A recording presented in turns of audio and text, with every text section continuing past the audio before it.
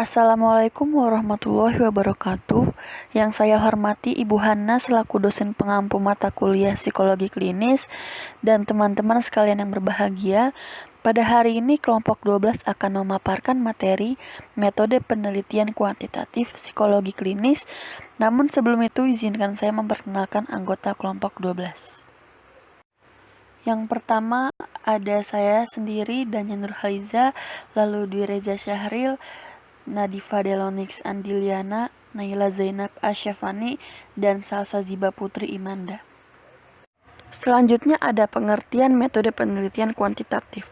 Metode penelitian kuantitatif adalah metode yang mengandalkan pengukuran objektif dan analisis matematis atau statistik terhadap sampel data yang diperoleh melalui kuesioner, jejak pendapat, tes, atau instrumen penelitian lainnya untuk membuktikan atau menguji hipotesis atau dugaan sementara yang diajukan dalam penelitian.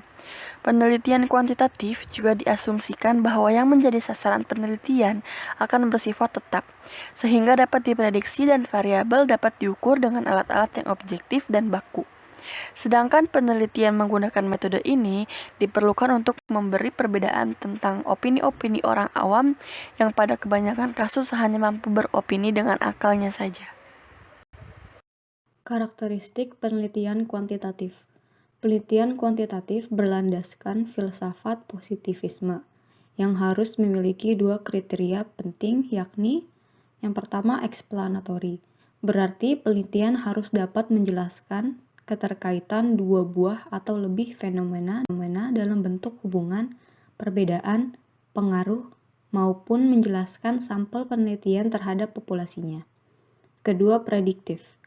Berarti hasil penelitian harus memiliki daya ramal tinggi yang mampu memprediksikan suatu fenomena yang akan terjadi.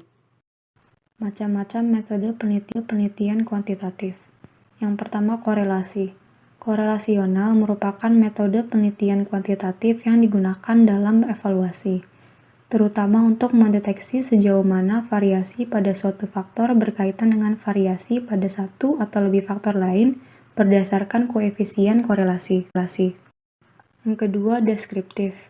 Metode deskriptif merupakan metode penelitian kuantitatif dengan suatu rumusan masalah yang memadu penelitian untuk mengeksplorasi atau memotret situasi sosial yang akan diteliti secara menyeluruh, luas, dan mendalam, yang bertujuan untuk melukiskan secara sistematis fakta atau karakteristik populasi tertentu atau bidang tertentu secara faktual dan cermat.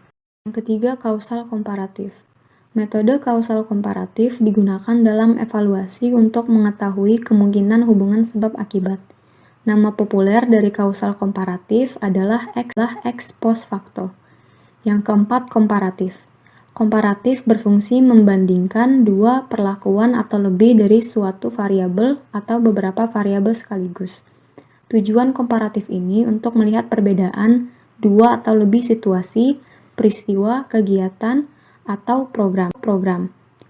Perbandingan yang dilihat dari bagaimana seluruh unsur dalam komponen penelitian terkait antara satu sama lain. Perhitungan yang digunakan berupa persamaan dan perbedaan dalam perencanaan, pelaksanaan, serta faktor pendukung hasil. Yang kelima, eksperimen.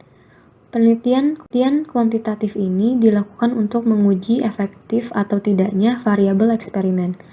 Penelitian eksperimen biasanya lebih banyak digunakan dalam bidang eksak. Ada dua jenis penelitian eksperimen, semu dan sungguhan. Metode eksperimen semu digunakan dalam evaluasi untuk memperoleh informasi yang merupakan perkiraan yang dapat diperoleh data sebenarnya. Eksperimen ini biasanya digunakan dalam kondisi yang tidak memungkinkan untuk mengontrol atau memanipulasi variabel yang relevan. Yang keenam, survei. Metode survei digunakan untuk membuat pencanderaan secara sistematis, faktual, dan akurat terhadap fakta-fakta serta sifat-sifat populasi atau daerah tertentu, dan juga dapat digunakan untuk memperoleh atau mengumpulkan data informasi tentang populasi yang besar. Yang ketujuh atau yang terakhir yaitu inferensial.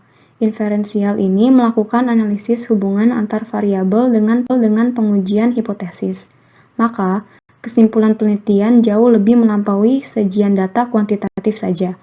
Dalam penelitian inferensial dapat membahas tentang besarnya peluang kesalahan dalam pengambilan kesimpulan.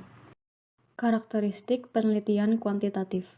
Penelitian kuantitatif berlandaskan filsafat positivisme yang harus memiliki dua kriteria penting, yakni yang pertama explanatory, berarti penelitian harus dapat menjelaskan keterkaitan dua buah atau lebih fenomena dalam bentuk hubungan, perbedaan, pengaruh, maupun menjelaskan sampel penelitian terhadap populasinya. Kedua, prediktif. Berarti hasil penelitian harus memiliki daya ramal tinggi yang mampu memprediksikan suatu fenomena yang akan terjadi. Macam-macam metode penelitian kuantitatif. Yang pertama, korelasi. Korelasional merupakan metode penelitian kuantitatif yang digunakan dalam evaluasi, terutama untuk mendeteksi sejauh mana variasi pada suatu faktor berkaitan dengan variasi pada satu atau lebih faktor lain berdasarkan koefisien korelasi. Yang kedua, deskriptif. Metode deskriptif merupakan metode penelitian kuantitatif dengan suatu rumusan masalah yang memadu penelitian untuk mengeksplorasi atau memotret situasi sosial yang akan diteliti secara menyeluruh, luas, dan mendalam, yang bertujuan untuk melukiskan secara sistematis fakta atau karakteristik populasi tertentu atau bidang tertentu secara faktual dan cermat. Yang ketiga, kausal komparatif. Metode kausal komparatif digunakan dalam evaluasi untuk mengetahui kemungkinan hubungan sebab akibat. Nama populer dari kausal komparatif adalah ex post facto. Yang keempat, komparatif. Komparatif berfungsi membandingkan dua perlakuan atau lebih dari suatu variabel atau beberapa variabel sekaligus. Tujuan komparatif ini untuk melihat perbedaan dua atau lebih situasi, peristiwa, kegiatan, atau program. Perbandingan yang dilihat dari bagaimana seluruh unsur dalam komponen penelitian terkait antara satu sama lain. Perhitungan yang digunakan berupa persamaan dan perbedaan dalam perencanaan, pelaksanaan, serta faktor pendukung hasil. Yang kelima, eksperimen. Penelitian kuantitatif ini dilakukan untuk menguji efektif atau tidaknya variabel eksperimen. Penelitian eksperimen biasanya lebih banyak digunakan dalam bidang eksak. Ada dua jenis penelitian eksperimen, semu dan sungguhan. Metode eksperimen semu digunakan dalam evaluasi untuk memperoleh informasi yang merupakan perkiraan yang dapat diperoleh data sebenarnya. Eksperimen ini biasanya digunakan dalam kondisi yang tidak memungkinkan untuk mengontrol atau memanipulasi variabel yang relevan. Yang keenam, survei. Metode survei digunakan untuk membuat pencanderaan secara sistematis, faktual, dan akurat terhadap fakta-fakta serta sifat-sifat populasi atau daerah tertentu, dan juga dapat digunakan untuk memperoleh atau mengumpulkan data informasi tentang populasi yang besar. Yang ketujuh atau yang terakhir yaitu inferensial. Inferensial ini melakukan analisis hubungan antar variabel dengan pengujian hipotesis. Maka, kesimpulan penelitian jauh lebih melampaui sajian data kuantitatif saja. Dalam penelitian inferensial dapat membahas tentang besarnya peluang kesalahan dalam pengambilan kesimpulan. Selanjutnya, terdapat tujuan penelitian kuantitatif. Tujuan penelitian kuantitatif sendiri terdapat beberapa tujuan, seperti untuk mengembangkan dan menggunakan model-model matematis, teori-teori, dan hipotesis yang berkaitan dengan fenomena alam. Karena penelitian ini tidak sekadar menggunakan teori yang diambil lewat kajian literatur dan teori saja, namun juga pentingnya membangun hipotesa yang memiliki keterkaitan dengan fenomena yang akan diteliti menggunakan metode penelitian ini. Tujuan lainnya yaitu menentukan hubungan antar variabel dalam sebuah populasi. Selanjutnya, terdapat prosedur penelitian kuantitatif. Yang pertama ada identifikasi permasalahan. Yang pertama harus ditentukan ialah masalah. Dalam penelitian, kita akan meneliti masalah yang belum terpecahkan. Namun, pada dasarnya masalah tidak selalu datang dengan sendirinya. Masalah merupakan hasil dari perenungan terhadap pengalaman, pengamatan, maupun bacaan. Yang kedua, studi literatur. Studi literatur sendiri dapat dilakukan dengan melakukan riset pendahuluan. Riset pendahuluan ini perlu dilakukan dalam rangka menemukan masalah penelitian secara tepat, benar, dan komprehensif. Yang ketiga ada pengembangan kerangka konsep. Keempat, identifikasi variabel, hipotesis, dan pertanyaan penelitian.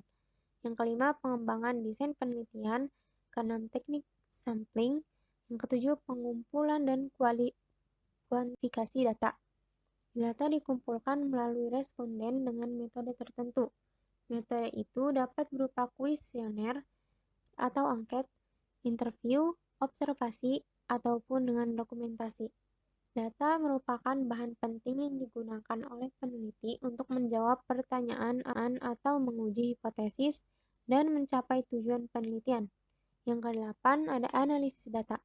Analisis data dilakukan untuk menjawab pertanyaan-pertanyaan penelitian atau untuk menguji hipotesis-hipotesis penelitian yang telah dinyatakan sebelumnya.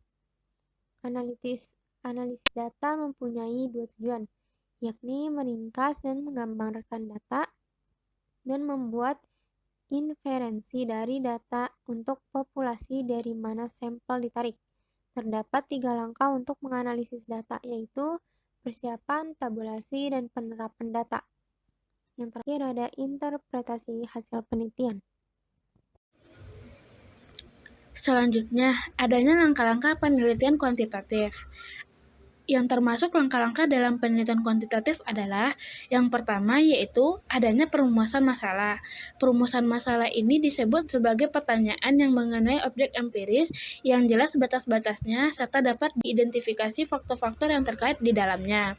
Yang kedua yaitu adanya penyusunan kerangka berpikir.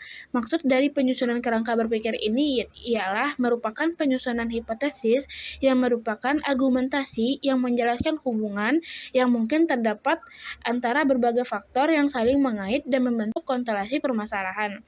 Kerangka berpikir ini disusun secara rasional, berdasarkan premis-premis ilmiah yang telah teruji kebenarannya, dengan memperhatikan faktor-faktor empiris yang saling relevan dengan permasalahannya. Yang ketiga yaitu adanya perumusan hipotesis. Perumusan hipotesis ini merupakan jawaban sementara atau dugaan terhadap pertanyaan yang diajukan oleh materinya, yang mana merupakan kesimpulan dari kerangka berpikir yang dikembangkan. Yang keempat yaitu adanya pengujian hipotesis. Pengujian hipotesis ini adalah pengumpulan fakta-fakta yang relevan. Dengan hipotesis ini dapat diajukan untuk memperlihatkan apakah terdapat fakta-fakta yang mendukung hipotesis tersebut atau tidak. Yang terakhir yaitu adanya penarikan kesimpulan, yang mana penarikan kesimpulan ini merupakan suatu objek penilaian apakah hipotesis tersebut dapat diterima atau dapat ditolak. Nah, itulah langkah-langkah dari penelitian dari kuantitatif. Jika organisasi manapun ingin melakukan survei kepuasan pelanggan atau CSAT, template survei kepuasan pelanggan dapat digunakan melalui survei ini. Suatu organisasi dapat mengumpulkan data kuantitatif dan metrik atas itikat baik merek atau organisasi di benak pelanggan. Berdasarkan berbagai parameter seperti kualitas, produk, harga, pengalaman pelanggan, dan lain-lain, data ini dapat dikumpulkan dengan meminta pertanyaan skor promotor bersih atau NPS, pertanyaan tabel matriks, dan lain-lain, yang menyediakan data dalam bentuk angka yang dapat dianalisis dan dikerjakan. Contoh lain dari penelitian kuantitatif adalah sebuah organisasi yang melakukan suatu acara mengumpulkan umpan baik dari para peserta acara tentang nilai yang mereka lihat dari acara tersebut. Dengan menggunakan template survei, peristiwa organisasi dapat mengumpulkan umpan balik. yang dapat ditindaklanjuti tentang tingkatan kepuasan pelanggan selama berbagai fase acara seperti penjualan sebelum dan sesudah acara. Kemungkinan merekomendasikan organisasi kepada teman dan kolega mereka, preferensi hotel untuk acara mendatang dan pertanyaan serupa lainnya.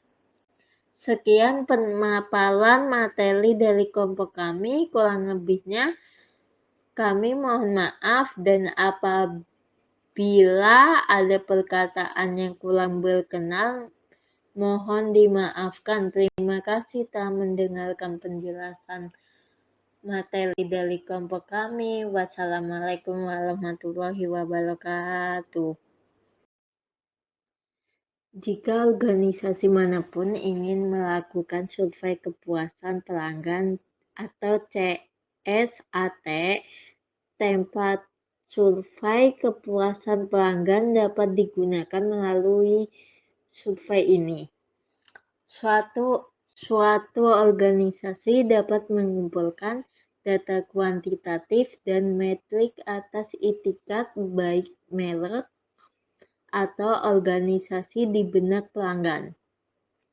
Berdasarkan berbagai parameter seperti kualitas, produk, harga, pengalaman pelanggan, dan lain-lain, data ini dapat dikumpulkan dengan meminta pertanyaan skor promotor bersih atau NPS, pertanyaan tabel matriks, dan lain-lain, yang menyediakan data dalam bentuk angka yang dapat dianalisis dan dikerjakan.